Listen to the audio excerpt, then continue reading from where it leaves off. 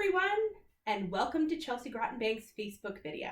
Today we're talking about crash pad, the difference between buying and renting, and this is appropriate for high school age students.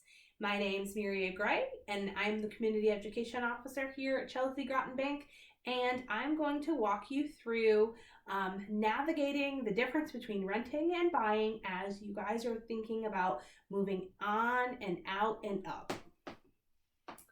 Okay, so what are the pros and cons of renting? You're not responsible for property maintenance. Generally, under a rental contract or a lease for 1 year, you might have 1 year less, 2 years, but it creates a greater flexibility for moving. You don't have the costs associated with homeownership, like properties taxes and homeowners insurance, but you might have renter's insurance. You're not the cons are, you're not the owner of the home. So if you don't like the color of the bathroom or the bedroom, you might not be able to paint it. Your rent might increase over time. So if you signed a 2-year lease, it might be one thing year 1 and one thing year 2. And then when you go to renegotiate your lease, it might be more money. And you might not always be able to renew your lease. If they've sold the property or if they have family that they want to move in instead, you might not be able to renew your lease with them. You will not receive a federal tax deduction for rent payments, but you own a home, you might be able to receive a tax deductible interest.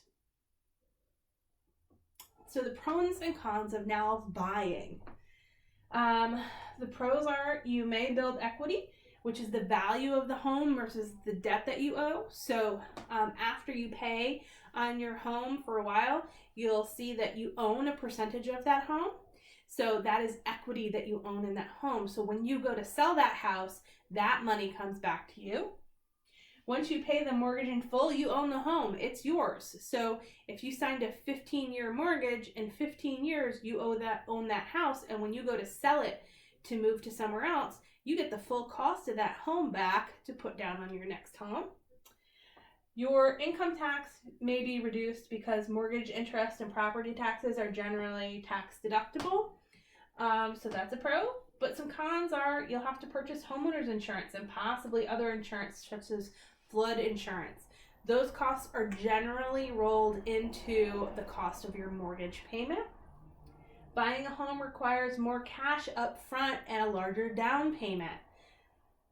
You may need to purchase additional insurance, such as those covering earthquakes or floods, and that depends on where you live. It's not as easy to move when you own a home. Once you've owned a home, you're paying on that home, then you have to sell the house before you can move, versus when you're renting, you just have to wait until your lease is up. You may have to pay monthly condominium or homeowners association fees, and these cover expenses such as the maintenance and the common areas if you live in a community. So if you had purchased a home in a community area or a condominium, there are fees associated with that. So renting costs. What are the costs of renting? So moving in costs, such as a security deposit, any fees like credit report fees or pet fees. If you they have sometimes application fees, connecting your utilities if you have to do that, and your first month's rent. And then monthly costs include rent, utilities, renter's insurance. This is optional, but definitely advisable, especially if you live in a multi-family unit. Imagine if somebody else were to set the apartment complex on fire and you lost all of your things. The landlord's insurance will pay to replace the walls, the floors, and whatever in your home, except for your things. You have to cover your things. And any fees like parking, pet fees, or storage, right? So most rentals don't come with a ton of storage. Oftentimes, though, there's a facility that you might be able to have monthly storage fees for. Buying costs. A mortgage is a loan provided by a financial institution to buy a house or a condo Most first-time home buyers obtain a mortgage to help finance the home. But like I was saying before, if it's not your first home, if you've owned another home before, and you have equity in that home, you can use the equity in that home for the down payment on your next home. But some other mortgage costs might be your appraisal fee. How much is that home worth? Your attorney fees.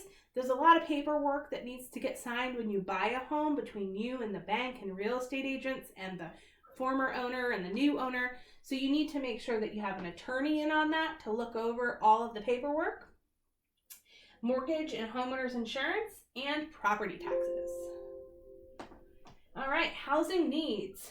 When you're deciding on your housing needs, reflect on what today's needs are, tomorrow's, and maybe the long-term future.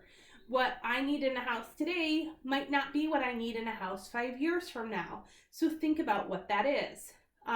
If 5 years from now, I might need something different, maybe I don't want to buy right now. Maybe I want to rent. But if 5 years from now, my housing needs are looking the same as they are now, maybe now is a good time to buy. What you need today will probably be very different what you need in 10 to 20 years from now. Okay, so it's important to think about what you need. If you're good for now for the next 10 years, maybe buy a house and then upgrade in 10 years. Or if your things are changing, you've just graduated, you're going to be earning more in a couple of years, maybe it's time to rent for a couple of years before you buy. Do you have any questions? We'd be happy to answer them for you.